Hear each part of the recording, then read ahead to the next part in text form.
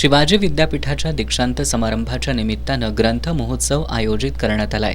यानिमित्त ग्रंथदिंडीचं आयोजन करण्यात आलं होतं। कमला महाविद्यालयापासून कुलगुरू डॉक्टर दिगंबर शिर्के यांच्या हस्ते ग्रंथ पालखीचं पूजन या दिंडीची सुरुवात करण्यात आली।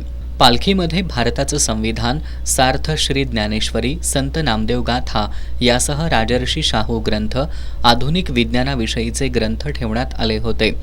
महाराष्ट्र शासनाच्या वाचन संकल्प महाराष्ट्राचा या अभियानासह वाचन संस्कृतीचा जागर करत आणि प्रबोधनपर घोषणा देत दिंडी राजारामपुरीतून माऊलीचा पुतळा आणि सायबर चौकामार्गे दिंडी विद्यापीठाच्या प्रांगणात आली।